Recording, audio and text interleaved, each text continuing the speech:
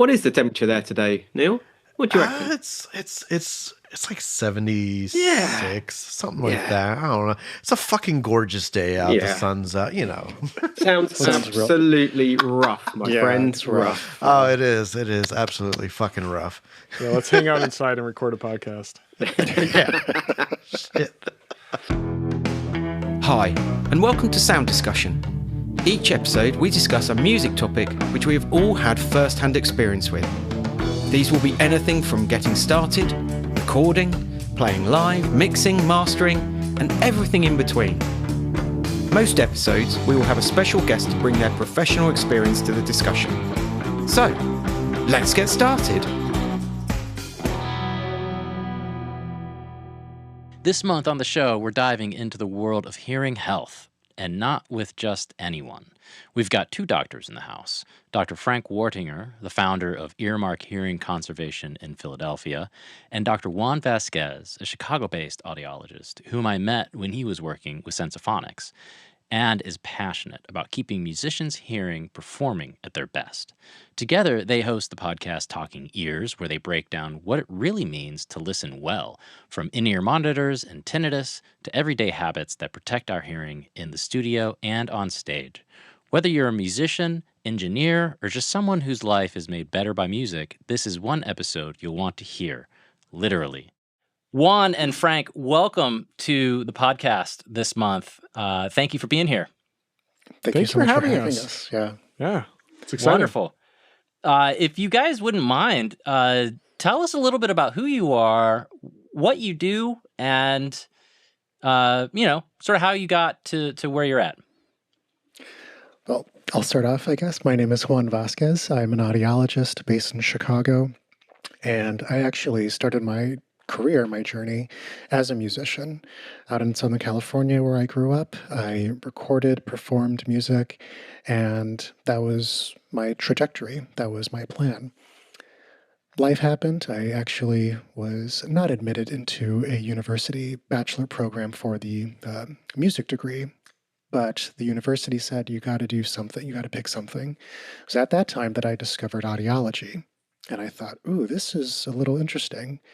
Kind of made sense too. I was able to find a degree where I can sort of marry my two passions of music and sound and a new sense of, hey, it feels good to help people. And so life happened. I got admitted into a program, and now I really focus and work primarily with musicians on, giving back to the population and to our people for how they can, have career longevity and make sure that their hearing is as healthy as they can be. So that way they can continue to give art to the world. And I think that just helps everyone in this crazy time that we're in. Awesome. Nice. Couldn't agree more. Yes. Yeah. Seriously. My story is pretty much exactly the same as Juan's. I was a musician. I did audio engineering for a while, went to school for that, and loved doing front of house and studio work. I ran a couple stages for a while, and then I realized that my own ears were getting kind of messed up and couldn't find anybody to deal with that. And I have a little bit of an obsessive personality, so I just bought some textbooks on something called audiology and decided to read those, and then got down the rabbit hole. And that was the way that I figured out how to help my ears, was to go back to grad school, which is a wild and silly thing to do. And now same boat as Juan. I work with musicians.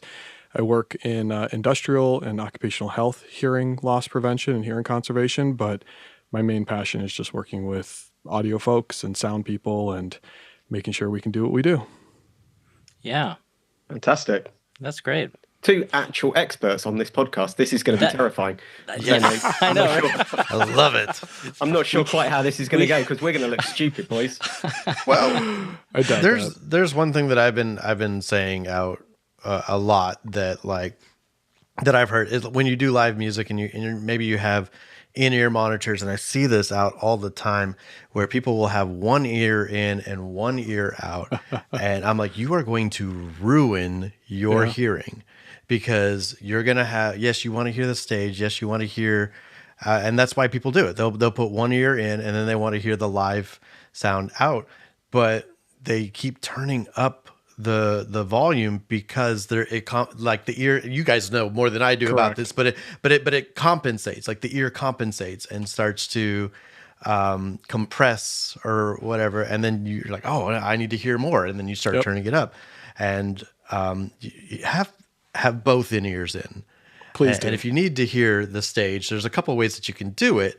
You can use another microphone, like maybe a condenser mic at the front, or Westone. Some brands out there have in-ear monitors that actually allow some outside noise in. So the surrounding, you can, that's what I use. I use these Westones that allow, now it sounds like everything's 12 dB lower, but I can hear the audience. Is it an opening that think sound can come in, or is it like noise canceling headphones that have an external microphone that allow for ambient, outside sources to be heard? So I believe the technology, have a vent, yeah, these have a vent. The Westone ones have a vent. Yeah, interesting. But I know what you're talking about, Nate. But I feel like your AirPods or my Google Pixel Buds, they have an external microphone that allow me to hear the world around me and my music, and then I can noise cancel and shut the world out completely. So the phenomenon you're experiencing, Neil, is when one person has it out. Is the issue is binaural summation. They're not listening through both ears, so their brain is essentially losing about 6 dB of perception. Same thing happens when you pan something to the left or to the right. If you pan hard one side, it sounds about 6 decibels louder than if it's coming out evenly in the middle, which kind of doesn't make logical sense, right? It should be louder because it's coming out of 2 sources, but instead it's perceived louder because it's just in one ear. More evidence through headphones. But yeah, these people are, you're essentially shooting yourself in the foot. I think, unfortunately, most people do that just simply to look cool, because it does look cool. Right? You get the dangling one. Yeah. You think it's a cool factor? Kind of does look cool, yeah. Yeah, it's like untucking your shirt. Yeah, it just looks cool. Right? So there's a little bit of like a rock and roll factor, like I don't live by the rules. Right. I can buy that. It's not great for the ears. But a lot of musicians do tell me that they do it because they want to hear like the stage volume too, and what's going on live around them, and being able to hear the audience if like somebody shouts out a song or whatnot. And I get that too. But that's why I actually bought the Westone ones, so that I could actually hear the audience. But you're totally right. Help you? What's that? Does that actually help you then? Yeah. Oh, cool. Absolutely. Like, it's quieter when people talk to me, but I can still hear them. So sometimes I still have to take it out and hear if I'm talking to somebody in the audience. Sometimes I still have to do that, but for the most part, I can hear the audience clapping, cheering, calling out things, and so that's helpful as opposed to like straight. All you're hearing is like it like mutes everything around you. All you hear is what's in your in-ears. So it does give that I can hear what's going on around me feel. Sorry, Neil. Hold on. What was that? Yeah, go ahead. You could hear the audience clapping and cheering. We play in very different bands, my friend. Very different bands. Not every show does that happen. Moan and boo. Get off the stage. Or just silence. My favorite is when there's a bar like 20 feet away from the stage, and that's where everybody is, and so you hear like the random in the back. Yeah. It's good. Well, I worry that there's going to be a trend that happens here, so we'll have to take your lead. But Juan and I could probably talk easily, each of us, for about 2 hours on this one specific subject that you just brought up of ambience and in-ear monitors. So I don't know how much depth you guys want to dive into with these things, because there's a lot there. I'm a drummer and a mastering engineer, but drummer for most of my life. So I've spent my entire life hitting very loud things, but back in the day with no hearing protection at all. And I've stood next to the drummer without any hearing protection. So and I ran front of house for a friend's band for a little while they were sort of touring and stuff. And one of the PA speakers blew a fuse, so ran over, took the fuse out, put the new fuse back in. I mean, it was on, right? So the second the new fuse went in, it was very loud by my ears. Yeah. All that, all that kind of thing, ringing for 3 days. So I'm not going to be the person to I can't be the one who says you should definitely do this, people. But what I do think is important is in-ears weren't a thing back then either, weren't invented, because I'm the oldest person here. But I think it is important that we get the message across about hearing protection. So you say how deep do you want us to go? I think from my point of view, I would love to. You think it's important? I think it's really important. And I think what I'd love to hear from both of you is practical things that people should do. Because I think it's great to understand, like you guys are scientists, right? You know the actual science behind what goes on in your ears. But I think the bit that's important to people is what can they do practically? If they're playing in a band, if they're going to see... my daughter just went to see Taylor Swift. It's going to be loud because that's the joy of going to a gig. How can you make sure that you do that safely without looking like an idiot and wearing great big headphones over your head, kind of thing? Yeah, and I'll say something, Frank, about what you said in your introduction, and that is you just got some textbooks and you started to dive in and learn. And I really relate to that. As a, sort of a professional, non-professional with a lot of things, is I'll get books from the library or I'll go to a used bookstore and buy books on whatever subject, like home improvement or electrical or whatever, and learn about it. And I'm not trying to become a licensed electrician, but I want to know everything I possibly can about what I'm about to do because, you know what? It might kill me. So let's be informed, right? And so I think that... with a lot of different professions and a lot of different trades out there, a lot of people don't really care so much about how the sausage is made. But in this case, I really think that knowing how our hearing works as tools that we all use, I think that everybody should know how your ears work and how sound waves, interact with your inner ear and all of that. I think that we really should know how the sausage is made in this case. Now, we don't have to go into that much. Huh? Is that a pun? Is that a how pun? The sausage is made in this case? Oh, God. You said it twice, so I wasn't going to say anything the first time, but then you said it twice. So I was like, is that a it must be really important then. Yeah, I had a good bite to it. That was snappy. I like that. But in this case, I think that it is important. And so, for people who are musicians or music lovers, and they know that going into loud environments isn't good for you, but yet they go into those loud environments without hearing protection. And they might be listening to this podcast and say, okay, maybe I need to pay attention. I'm getting up in age. I notice a difference in my hearing, or I'm still young and I have great hearing, but I want to make sure I have great hearing for as long as I possibly can. What is just the beginning steps that somebody can begin to look into protecting their hearing? Who should they reach out to? What should they invest in?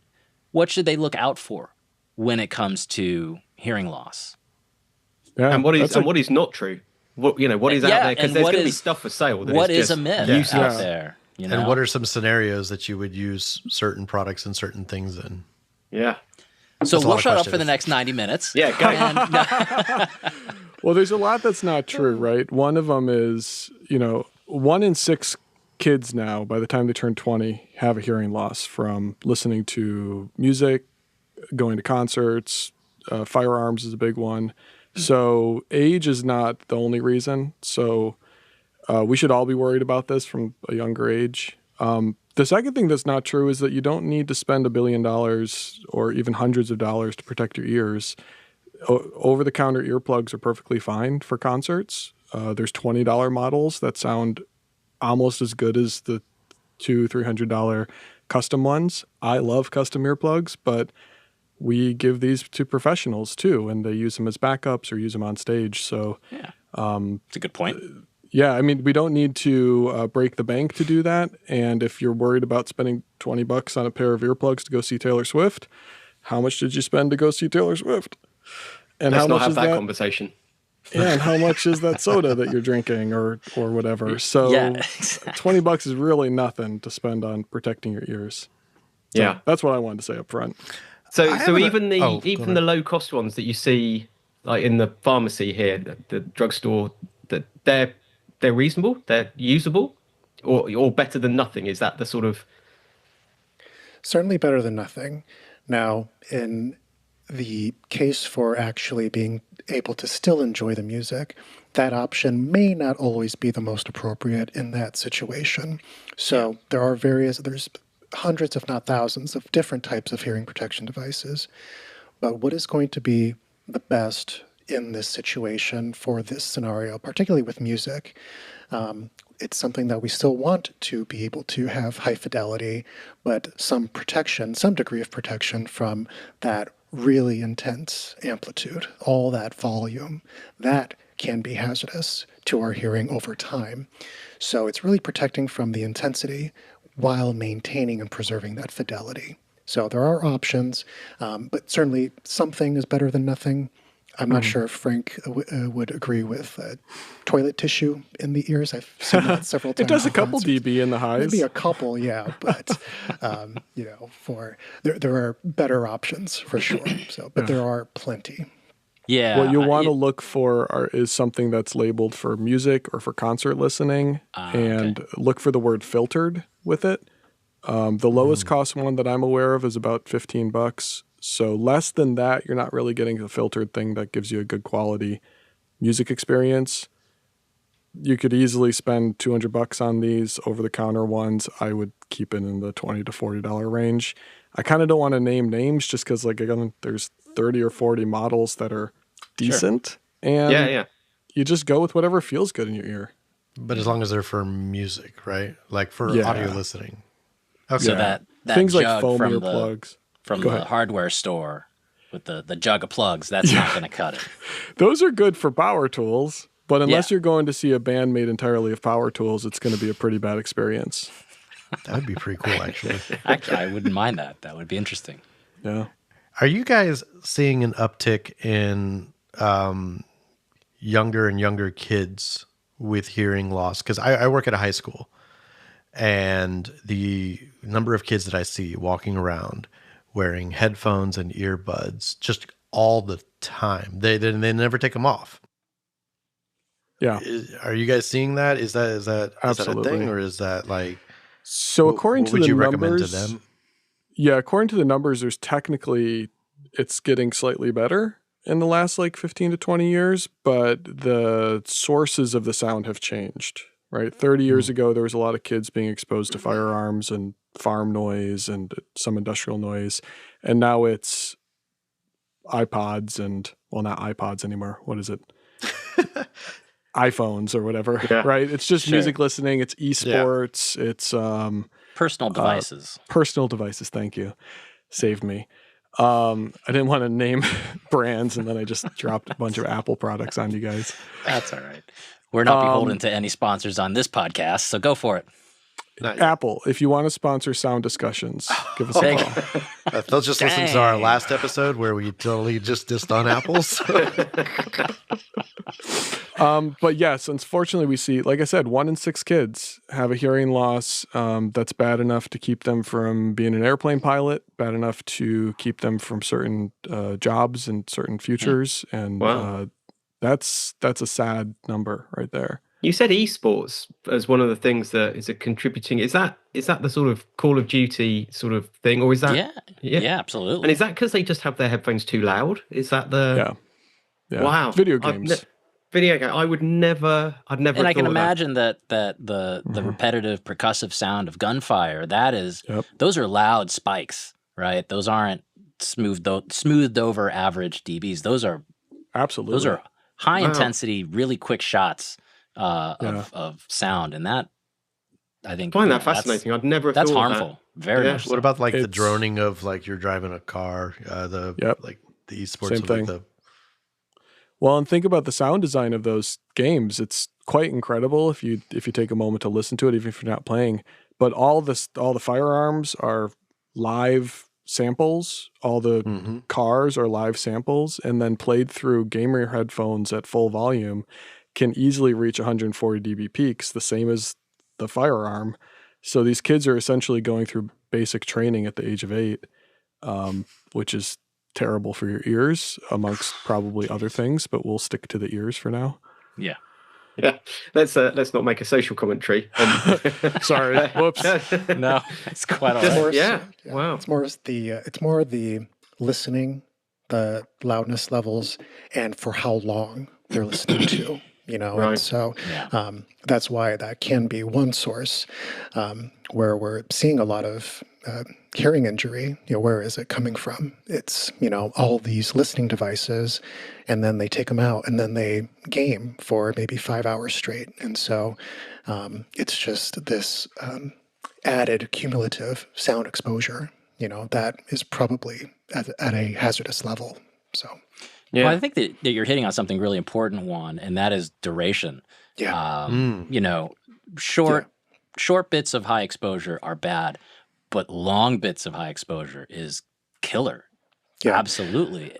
When I'm working with folks, I just emphasize, and just something pretty simple, the ears, the sensory receptors in our cochlea, our hearing organ, those are fine sensory cells. They're not muscles. They don't get stronger with more loudness over time. They get weaker. And it doesn't matter what the sound is. Loudness is loudness. It will affect the ears. So. So is loudness one of the sort of key defining things that is the core? I know this sounds really obvious, but is it more the sheer volume that is most detrimental? I mean, I travel quite a lot, and I've got some Bose noise cancelling full over ear headphones. Bose are welcome to also sponsor the podcast. And I used to travel with like AirPods in, and one of the things I found with the Bose is I can actually have it much quieter because they're noise cancelling and they're over my whole ear. Yeah. I can actually have the volume a lot quieter and still hear everything that's happening. Is that one of those things that's quite a simple sort of alternative for people, that instead of having earpods in and turning them up, have a better pair of headphones and have them quieter? Do you know what I mean? It's like, is that an easy scenario for people? Yeah.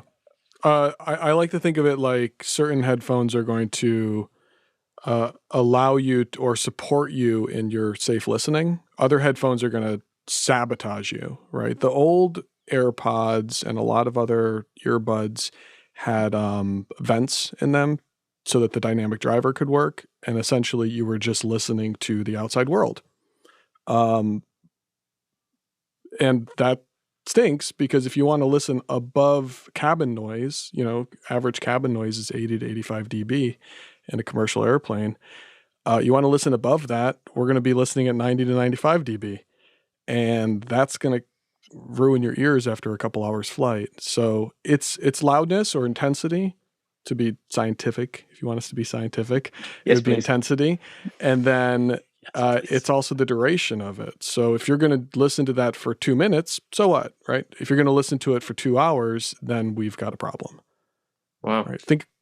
I like to use the sun exposure analogy, right? If you're going to walk outside on the beach in the middle of the sunny day to go from an umbrella to your car, I'm not so much worried about the sun exposure, even though it's very intense.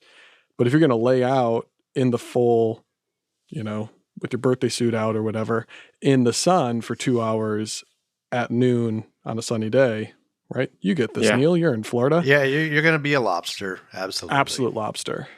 Yeah. It doesn't matter. You're going to be a lobster. Yeah. Use sunscreen. It's another PSA moment. We could be sponsored by sunscreen. We'll be sponsored by anything. We're not fussy. No, we really aren't. I'll take a granola company if that's. I love granola. What a great shout! I love granola. Yeah, I'm in. I've found that walking, we all have personal devices on us now, phones, and endless applications that we can download. And one of those that I have is a dB meter. And I don't use it all that often, but when I'm in a situation where I know it's really loud, I'm just curious to see how loud is it, right? How close am I to the sun right now?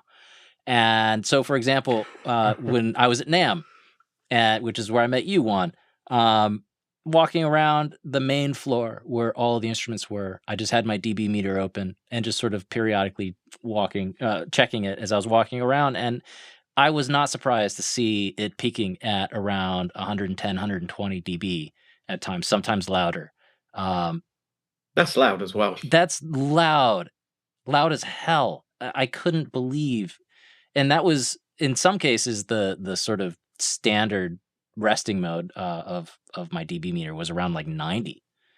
It didn't really drop below that in most cases. So I think that people should absolutely be aware, especially if you're in a music industry or you're a musician. Have your phone out with a dB meter and just check how loud is it around you right now, because it may not feel. Yeah, it doesn't cost anything. They're free, and it doesn't feel like it's loud. But when you see the numbers, that's going to tell you otherwise. And you're sitting at that bar with your friends, and we can talk about the effects of alcohol on hearing perception.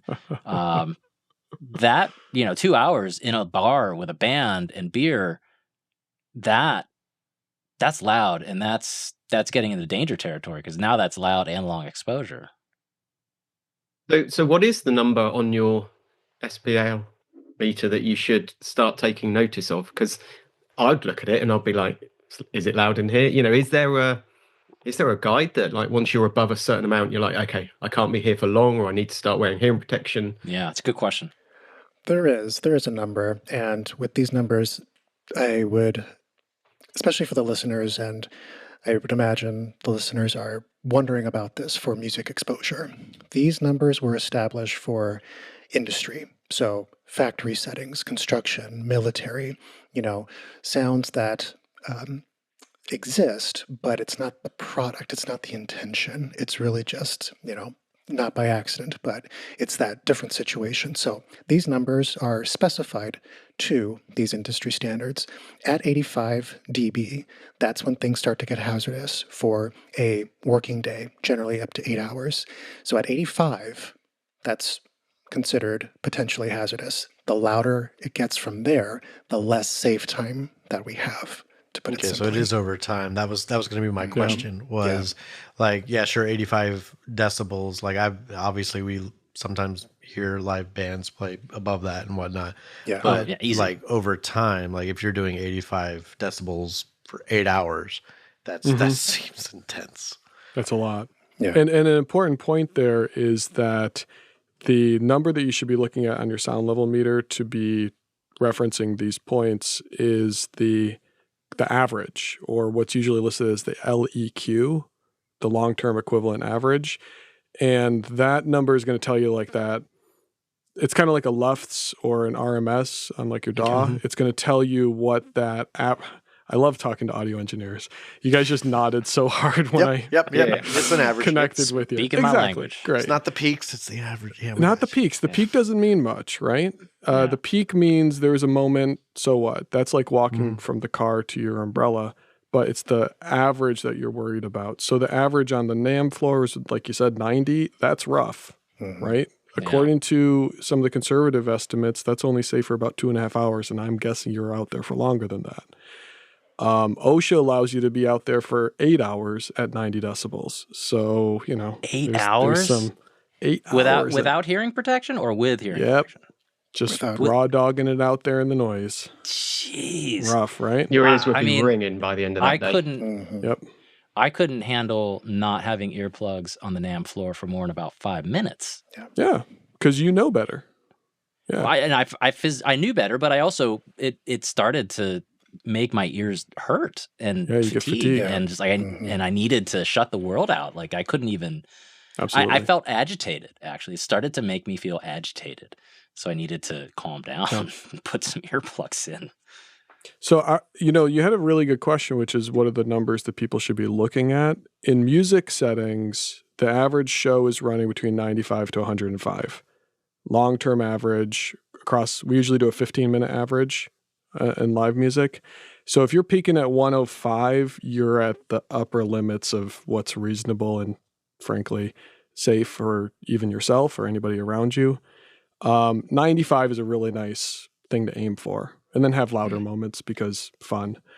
In a studio, we should be down near 80 to 85. Film studios usually get up to 85 dBc. And then your mixing studio, somewhere around like 75 to 80 dBA or dBc, and you're going to be in a pretty happy place with your ears, and also the music's going to actually work. Your ears, by the way, distort and go through nonlinear compression, aka distortion, when we get above about 85 dB. So if you want to monitor accurately, keep it below that point. If you want to blow your ears out and enjoy the fact that your ears are distorting like a guitar amp, crank it up louder, but you don't have a lot of longevity with that option. It's so interesting because we've two questions for you. Sorry, Ben. No, go for it. The 85 dB threshold that you just mentioned, that isn't standard for everybody. Everybody's going to be a little bit different, right? Correct. That's a very biological, personal thing that somebody might have that threshold lower, somebody might have that threshold higher. I don't know. Yeah, that's a recommended exposure limit under the National Institute of Occupational Safety and Health. Gotcha. And that's the point that we can start to help protect everybody at that point. That's just a specific standard under that organization. And so that's why I emphasized, prefaced with music exposure, it's very different. Music is very dynamic. Music feels good when it's loud. So I don't want to be known as like the volume police or anything like that. I love turning it to 11. I love cranking up my amp. I love listening to loud music. It feels good. And in certain creative spaces, it's very expressive, right, to be loud. But over time, that's something that can be deleterious and things can change. So if we better understand the numbers and incorporate, if we can find a way to say, okay, from individual to individual, what numbers work for me? I think that's a much better approach. I like to always start off by providing accessible and applicable strategies for folks. So, Nate, when you said the sound level meter on your phone, I talk about that all the time because it's something that you have in your pocket and you're able to better understand what your risk could be, or simply by understanding how loud things are, which might motivate someone to use hearing protection in a certain environment. Or maybe if they can turn it down or step aside, distance themselves. It's really just finding ways that'll work for hearing preservation, because everybody's different, but providing them with an understanding of what those numbers are, where things start to get loud, and what is the point in which our hearing can change. That's something that I always emphasize. And then we can talk about devices later on. So. Okay. And then another thing that Frank mentioned with the decibel levels, he mentioned dBA and dBc. Yeah, I was going to ask that too, yeah. Yeah, and I know that there's a difference between the two. My SPL meter that I use here in my studio, I can change the setting. What exactly is that? For somebody who wants to start paying attention, what's the one measurement they should be using and why? dBA, because that mimics the response of the human ear. So a lot of us understand that humans have the frequency range of 20 to 20,000 hertz. So we want to make sure that the sound level meter is actually reading the part of the ear that can be affected. So we're comparing apples to apples. And so with using a sound level meter, dBA can help us predict the potential injury that can happen from that loudness level. What does this number mean to a human? So what you're saying is dBA is human hearing and dBc is just... There's just less filtering. It's more linear. Oh, okay. So there isn't more as much linear. of that low frequency cutoff. Yeah. So dBA would be, like you said, human hearing and take into account the Fletcher-Munson curve, the way that bass rolls off with the human hearing. Okay, wonderful. All right, cool. Yeah, and I was just going to say that it's one of the things that took me quite a while to, as I sort of got more onto mastering and became more of a mastering engineer than a drummer. When I've set my studio up now, the studio I'm in now, I actually set it up so my normal listening level is about 75 dB. Mm-hmm. Now, I did that because I could spend a long time in here mastering without my ears getting tired. Yeah. I'm not an audiologist, so I didn't do it for all the correct reasons, but it just was a number that I could listen to for a long, long time. Yeah. And I actually found that mastering at lower levels, you can hear much more detail than you can when it's louder. And I know if you go into a studio, people like turning the big speakers up on the wall because their music sounds really good when it's loud. But actually, you can hear a lot more detail with it turned down than you can when it's louder. Sure. Yeah. And I love that you're mixing at a lower level because you can, work a lot longer, and it's probably likely that your ears aren't fatigued afterwards, and your ears aren't going to be ringing. They're not going to feel exhausted, and so I think that's something that's safe. I'm glad that's working for you, so. Yeah. It's still always good to take breaks and whatnot. What sort of break timing would you recommend if somebody's mixing? Yeah, so I recommend, especially if you're just listening to your AirPods or your CD player, if at the usable volume on your device, you're seeing that it's at 75% or more, I recommend if you're going to be listening for hours on end, at the end of every hour, just give your ears a 10-minute break. Be in quiet the best that you can. Again, your sensory receptors, your ears, it's not a muscle, so give it a chance to relax, and then you can continue listening. So it's just the generic, safety kind of a reminder. It's just 10-minute break at the end of every hour can be helpful. Yeah, we were talking about this. That's where I'm looking for process of taking a break when you're mixing a song in the world of tape.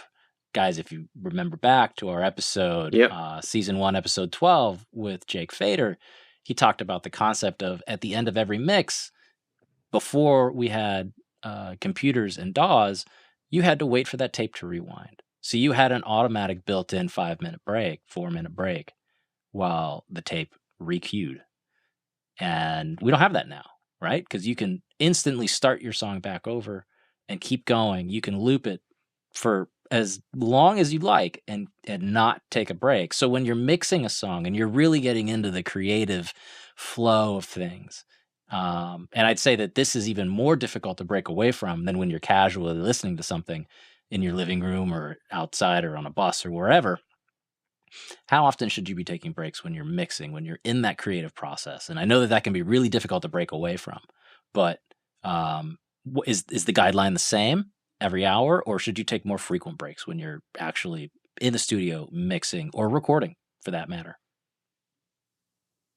That's a tough question because, I've worked in a lot of studio sessions where it doesn't feel right to step away, even if you have to go to the bathroom 4 hours in.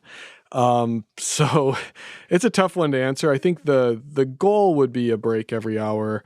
But there's such a good point there that there used to be this built-in pause. There used to be this built-in need to reset the technology. And it's not there anymore. So I don't know. Think of it like the candied ginger between each new piece of sushi. Take not candied, whatever, pickled ginger. Take a moment to cleanse the palate, rest the ears for a moment, and it's gonna do wonders for bringing some real context back to what you listen to the next time.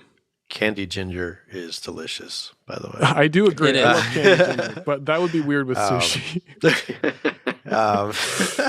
No, and in the live music context, I know a lot of musicians that are like, I never take breaks. I go straight 3 hours or 4 hours, and I'm like, you are not only exhausted by the end of that, but your ears are exhausted. Yeah.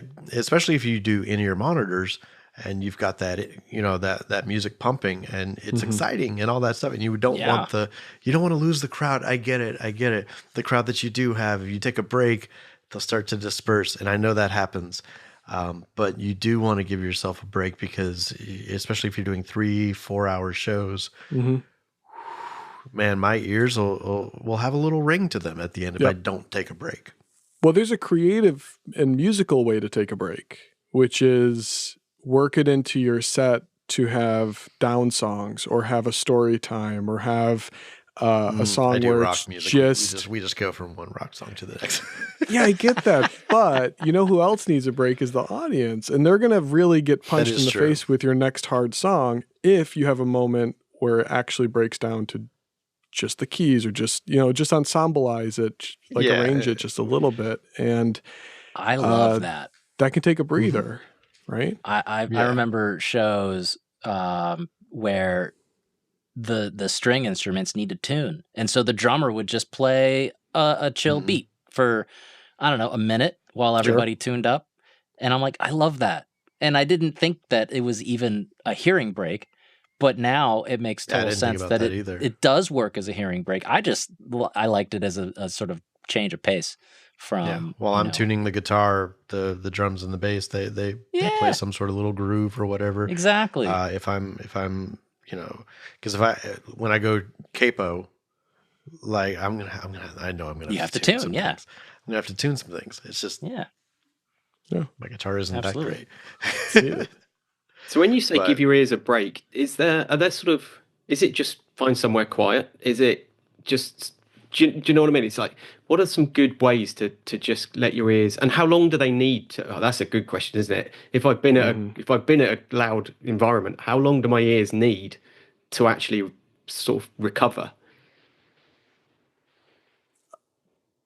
I would say your ears are going to tell you the answer to that. And the whole idea that some people are more sensitive than others, some people have what the literature calls tough ears, some people the literature literally calls it soft ears.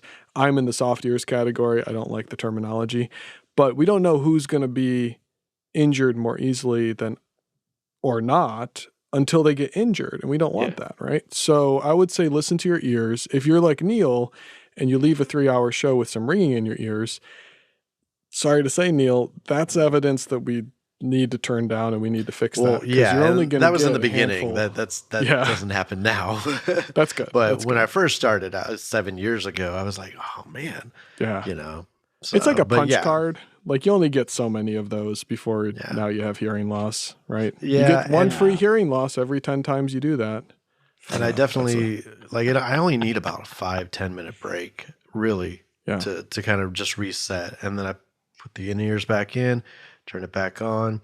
And as far as like quietness, just taking the in-ears out and not playing. I know that I always put on some filler music in between the sets and whatnot, but I know that that's not loud enough to like fit. I'm good. And then I can go right back in. So that small little 10-minute break is really all I need. Yeah. I'm not sure if there's a one-size-fits-all set number for how long to take a break for. I like how Frank put it, listening to your ears, listening to your body. When we work with folks, I think that's something we mention all the time, is that as a musician, as a person, you know your ears better than anybody else. So listen to your body, and a little bit of a break can help. You can even throw in some hearing protection if you can't step away or distance yourself from the loudness. Throw in some plugs or something, just giving your ears a chance to not have too much of that loudness. Pound down, that anything helps, Yeah, anything helps. So when somebody does walk away from a show, maybe it's not the first time that they've experienced this and they're beginning to notice that ringing time and time again, and they're like, okay, that happened to me. Same here. Right. And this is what prompted me to seek out an audiologist and get my hearing tested. But what do you recommend? I mean, obviously you recommend that people go to an audiologist and get a hearing test, but is there anything that you can share there with finding an audiologist that knows how to test for certain things, or I know there's a difference between a sort of regular audiologist and then one that is adept to servicing musicians and things like that. Yeah, because is there a difference between like just going to your regular ENT or to do the test or an audiologist? Is there a difference? So it's probably going to be an audiologist who does the test wherever you end up going, your PCP, your ENT, your audiology location. If it's your local audiologist, I would say that there's not a actual literal difference between what we call music audiologists, which Juan and I would consider ourselves to be, because we primarily see musicians and sound people as our patient population, and your other audiologists who have other practices and other primary patient loads. The biggest difference is just that, is that there's more experience and more kind of nuance and appreciation for what you have to deal with when you're on stage and when you're in the studio and when you're doing all the stuff you do. So in practical terms, there's not like a different degree or a different certification. We just call it a specialty. It's just a subspecialty. Okay.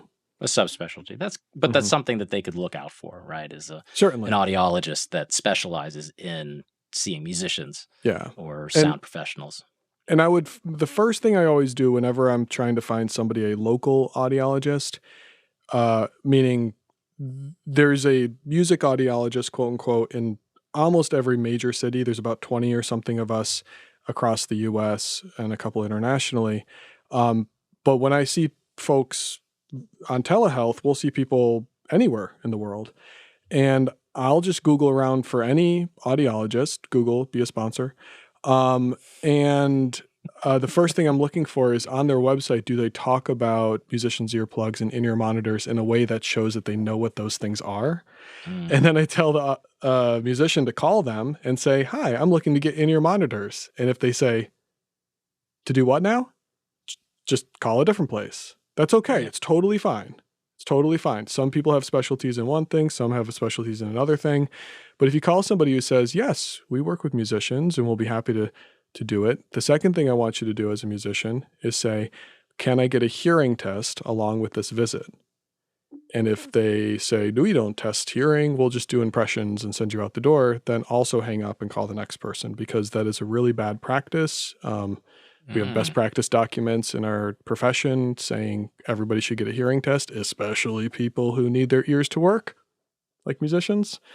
So that should be kind of that's my two-step entry level. I think, Juan, you have something to share with that too, right? Where can we find these people? You can find some folks, for anybody who has the benefit of music cares.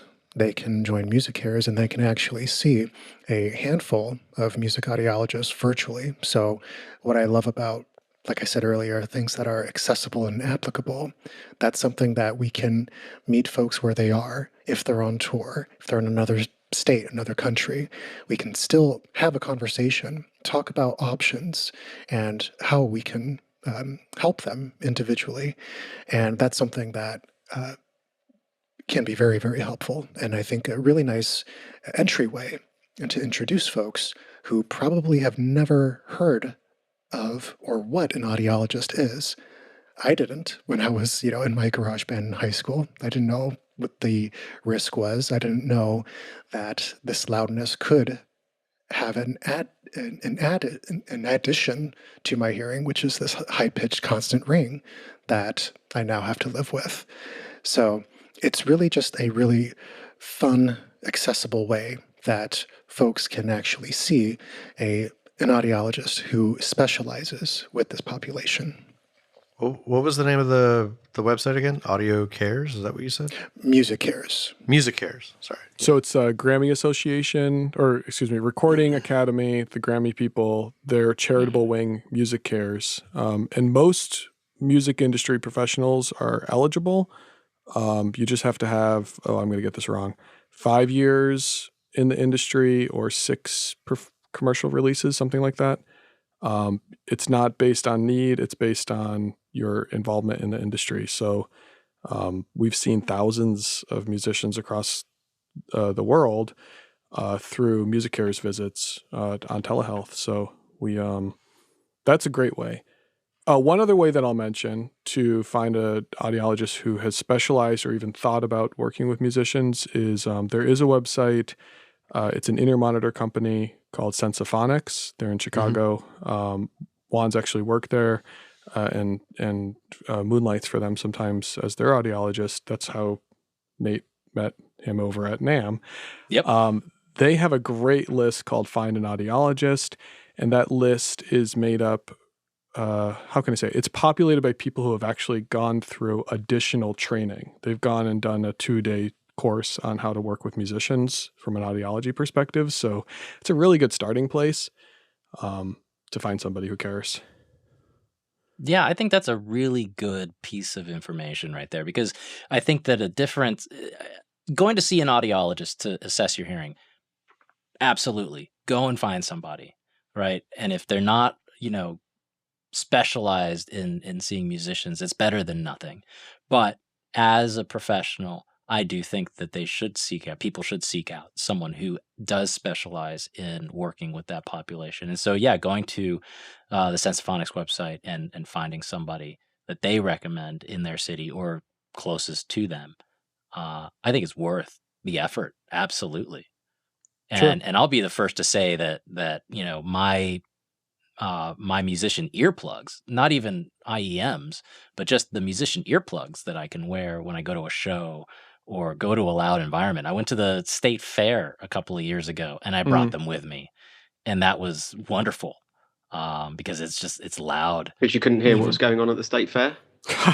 Yeah, because I didn't have to hear all the cows mooing. Exactly. Them pigs. Yeah, if only I could have smell protection when I walk through the barns.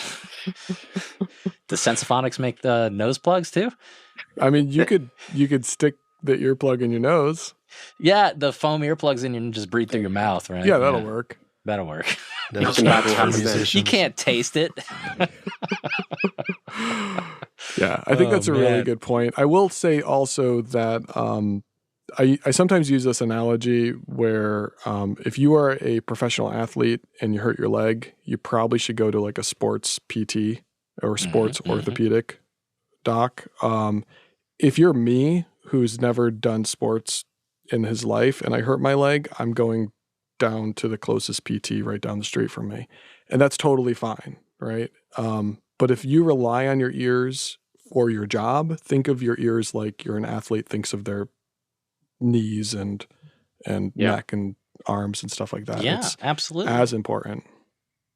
Yeah, I think as a group, musicians take their hearing far too much for granted. It's just something you've always had. And somebody says, "Do you want to play in my band?" And you go, "Yeah, all right, we'll go make loads of noise." And I think it's probably only much later in your career, which you two will probably tell me is already too late, that you actually then start thinking, "Oh, I should take care of these things on my head." By then you've probably done the damage. Like my dad had an old joke whenever I would do something risky as a kid, like use a power tool. He would say, "Oh, be careful, that's your piano playing hand." We never talked about that's your piano playing ears, and we never stop and think about maybe we should be more careful with these floppy things on the side of our heads. Yeah, true. It's unfortunate. Yeah.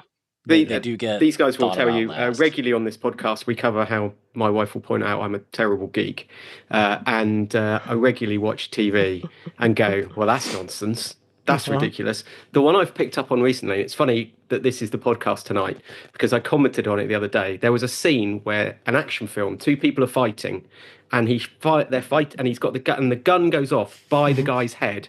And I turned to my wife and went, well, he's not going to hear for a week. I mean, he'll literally hear nothing for a week. And it's like, but I know, next scene, he's just chatting over in a restaurant, having a glass of wine. And you're like, he's sat there going, what? What? Yeah. That's not possible. It's not possible. He's just had a shotgun go off by his head. I mean, I think not hearing for a week is pretty generous there. I think I don't know what ever would out of that ear. You fire a gun by someone's head, I don't know what would actually happen. It's not going to be good, though. No. Yeah, I mean, there could be some permanent loss. Most people will just have a temporary loss for a couple days like that, or ringing for a couple days. But there could be. I've had patients who've lost a lot of hearing just from a single firearm discharge or a single exposure like that. So acoustic traumas, they're real. So Yeah, that's totally true. My other favorite trope with movies is when there's a bomb explosion or some blast or something, and then the soundtrack goes away and you just hear a bing. Yeah. That's more accurate. Yeah. No one's hearing anything for a long time, are they? Yeah, and the sound is really filtered as it sort of like recovers. I'm like, okay, that's like, 25% accurate. Yeah, but then, extend that over 72 hours and now we've got a more accurate depiction. Exactly. It would make for a really boring movie, though. Second half of the film, it's just people going, write it down. Yeah, that's going to be rough. I'll tell the wife that I was right, though. See? There you go. Professionals told me I'm right. Yes, you were right to ruin the movie watching experience for both of you. You're correct. Good job. Absolutely. Win one for significant others everywhere, Ben. Exactly. Oh, this has been great. I've learned so much that I probably wish I knew 30 years ago. But that is true in life generally. So, well, but to say that's really accurate with a lot of things, especially with hearing. Like, you've lost your hearing and you're like, God, what? I wish I knew about hearing protection 30 years ago when I was going to shows, every weekend or multiple times a week or playing in bands, touring, whatever, Hey, I remember going to see Iron Maiden when I was 20 something, and they were like the loudest band you could possibly. I mean, it was unbelievably loud. Yeah. They distorted at a show for Iron Maiden. I've seen them the most. They're one of my favorite bands. They were my first concert. They're awesome. And I remember one show particularly was outdoors, and I started to hear distortions in my ears. I go, that's not the music. That's not this. So it was basically circuitry noise and static kind of going off. I go, ooh, ouch, this hurts. And yeah, that's our ears aren't bulletproof, as much as we love those moments, but way too much time. I think that was my second night in a row too, actually. So maybe that's more on me. But, wow. Yeah. 2 nights in a row. Wow. Yeah. No, I've had that experience when playing live before. Like I mentioned earlier on, I would stand pretty close to the drummer when I played. And as the show would go on, I would get sort of disoriented auditory wise. A song that I've played hundreds of times before now all of a sudden sounded foreign or in the wrong key. Notes were distorting, but in a way, to me, what I perceived almost as like bending, like the pitch would bend down. And so then I would be like, what note is even happening right now? Like it sounds like something's bending or breaking. And that was my ears just, they're like, all right, we're out. Giving Bye. Up. Yep. Yeah, we're leaving. And I remember just like standing there on stage, not knowing what song we were playing, where in the song we were. I was just playing the one chord that I could think of that might like make it through the entire song. And yeah, that was when I was like, I need hearing protection on stage. Right. And I know those foam plugs that the bar has in the back in the big jug, you can't hear anything through those as a musician on stage. It filters out way too much. So after 2 songs, I'd take them out. And then halfway through the set, now I can't hear anything and I don't know where I'm at. And it's just horrible. And it's one of the reasons why I stopped playing live. It's uncomfortable. It's uncomfortable. If you're playing next to the drum set and all you're hearing is that wash of that ride cymbal like right next to you. Well, and I had amps behind me and just it's a small club that we played hundreds of times before. And then you probably couldn't even hear yourself all that well. Yeah, right. You just can't hear yourself. Yeah. That's one of my biggest pet peeves is being able to hear yourself while you're playing live. Yeah. It can be so frustrating. What band was it recently where the guy like he couldn't hear himself, and he like got into a fight with his guitarist up on stage? Oh, I just saw that. I don't remember who it was, but it was pretty fun to watch. Jane's Addiction. Yep. Yes, that's it. Yeah. He apologized for the record. Yeah, but still, like on stage, that wasn't professional, but he couldn't hear himself. And so he was getting frustrated and it was just building and building. And he's trying to sing and he can't hear himself over the guitar amps that are live on stage. And so I just need to clarify something from both you guitarists there. So when you're stood next to the drummer, it's really loud in your ears. Yeah. Uh-huh. Not thinking of the drummer who is sit there hitting a snare drum for 2 hours. No, you're absolutely right. Who's like, No, absolutely. So you can walk away. You just wander off. It's fine. You want to be the drummer who sat there for 2 hours hitting a snare drum. It does depend, but I feel bad for the drummer also because I know, like in this case, the club that we play at all the time, the drummer's sitting on his throne, his chair, and next to him is a refrigerator. Correct. Of a speaker set. Yep. Yeah. It's not just a stage wedge. It's a fucking refrigerator pointing at his head. Yeah. With everything coming through it into one ear, right? So he doesn't have another one to balance it out. It's a side fill. And I'm just like, how does any drummer handle that? So many drummers have left ear hearing loss because of the stage fill there. So you gotta use in-ears, you gotta use plugs. My tinnitus is in my left ear. Absolutely. Really? It's not in your right ear, Ben? No. Blame your monitor engineers. All these years. Oh.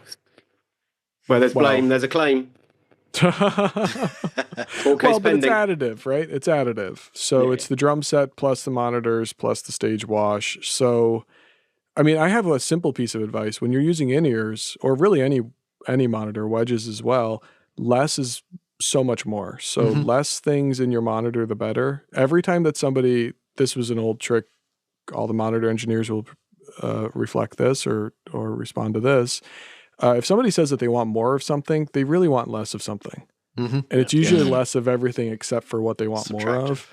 Yeah. Man, if you just take out a little bit of that other stuff that they don't need, suddenly they don't need more of themselves. And so subtractive mixing is going to be so much more your hearing friend. It's less fun, right? Because what we want to do is we want to turn it all up, right? Pump it up, says Elvis Costello. But we need great song. I'm so glad you said that. That's a great song. I know. It's the best song. I think of that all the time. But we need to bring it back in order to keep your ears from distorting. Because when somebody wants more of literally everything, their ears are just distorting. And that's why they can't hear it all. So you just need less of everything. Yeah, that's really interesting. I think that's something most people, we could probably do a whole podcast topic on stage monitoring live. Because it's amazing as a drummer. I don't need to hear the guitarist that much. I mean, genuinely, hear the bass guitarist, hear the vocalist, so I know where we are in the song. Yeah. I'm not really bothered what the guitarist is playing. The important parts need to be louder. Yeah. Just so rather than push the bass guitar louder, your point is exactly just take the lead guitar out. Drop it out so you can hear better. You'll still hear it somewhere. Yeah. Trust me, it's still there. Yeah. You'll hear it. Because the guitarist has gone over and turned it up to 11 anyway, like they all do.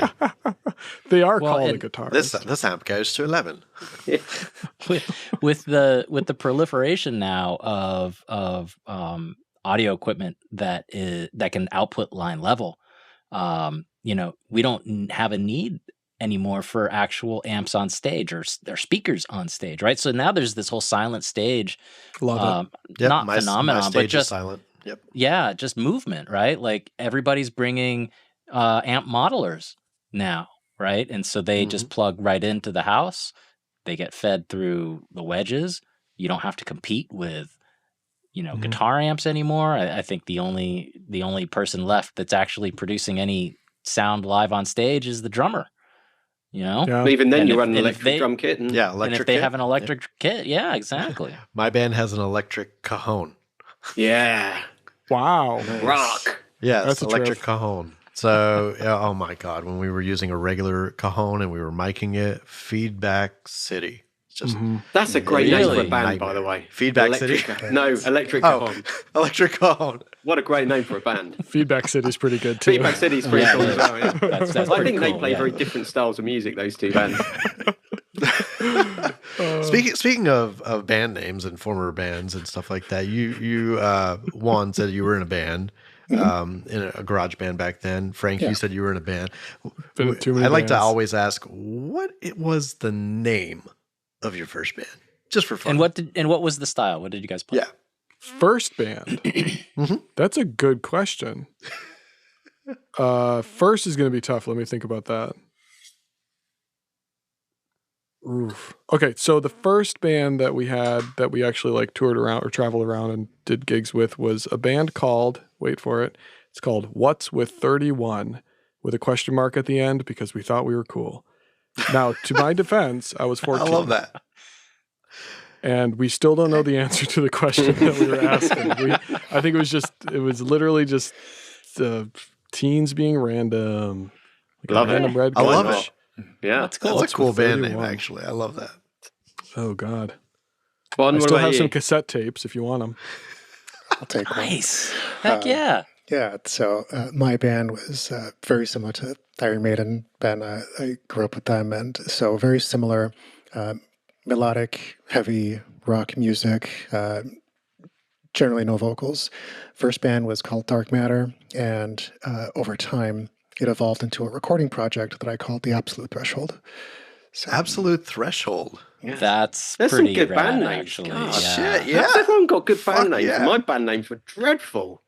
I was in a band in college called Dr. Wang's Infectious Disease, so I've also been in band band names. Okay, that's better. Yeah, there we go. That's the one. That brings It's a fun it back band, down though. to our level. Yeah. Fun band. Nice. Well, look, this has been great. I know we always say we'll take up an hour of your time, and invariably, because we all just chat about nonsense, it goes on forever. But yeah, definitely a good point to wrap up. I think it's been brilliant. I've learned so much. About things that I should already have known more about. So thank you both very much for that. I think it's a definite topic that people will find interesting, and hopefully will take something away to actually make sure that they do something about it rather than just go back to listening to music really loud in AirPods for 6 hours. Yeah. Well, thanks for having us. I know that I can speak for myself, probably Juan too. I've been biting my tongue to not go into a 2-hour diatribe about each of these topics. You want to talk about vented in-ear monitors and audience mics and custom filtered plugs? We'll be happy to come on back on. Oh, we'd always love to have you back. That would be good. Absolutely. Well, and I think for the listeners, there might be a lot of questions that they're generating as they're listening to this episode. So obviously, the listeners can reach out to you too directly if they have any specific questions. But I'll encourage all of our listeners, if you have questions, send it to sounddiscussionpodcast@gmail.com. I'd love to bring these questions together, and then we'll bring Juan and Frank back on for another episode. Later on, we could have a road. specific episode, and then we can have a specific Q&A. Yeah. Oops on questions for them. Yeah. So if you have questions, just send it to us in an email, and we'll bring them together and get these two back on for another episode here, hopefully soon. Really appreciate that. But in the meantime, if anyone wanted to reach out to you, where can they find you? You can find me on tunecare.com. That's where I see a lot of virtual consults, and any musicians, you probably are eligible for the Music Cares benefit. And so a lot of us like free stuff, and so it's actually free to see us virtually for a consultation. So I feel like we barely, scratch the tip of the iceberg with a lot of the conversation and topics that we can go into. And so that's a really great opportunity to be specific with your individual needs. So you can see us on there. Yep, same exact thing. And then I'll also add that Juan and I co-host a podcast called Talking Ears, where we talk about ears. Go figure. It's talking heads, but only the part that we care about. And we have people on and talk about this kind of topic in depth. So if you have specific thoughts there too, we're happy to air them in public on that platform. But I would be more than happy to be on back here. This was a lot of fun, guys. Yeah, likewise. Yeah. Thank you, guys. Wonderful. Thank you. Fantastic. Thank you for being here and being such good sports while we pummel you with questions. And look like idiots. Nothing to about experts. Yeah. No, this was the best part of my day. Thanks, guys. This was fantastic.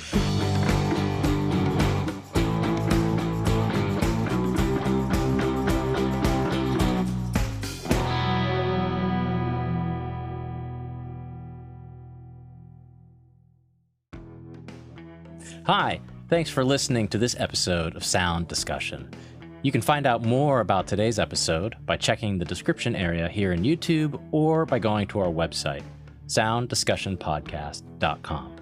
While you're there, subscribe to our mailing list so you can be kept up to date on new episodes, updates from the team, and additional content only available to newsletter subscribers. And as always, please leave a comment, like, and subscribe here on YouTube and wherever you listen to podcasts. Thank you so much for taking the time today to sit in on our conversation, and we can't wait to have you back next month for another episode of Sound Discussion. I was in a band in college called Dr. Wang's Infectious Disease, so I've also been in bad band names.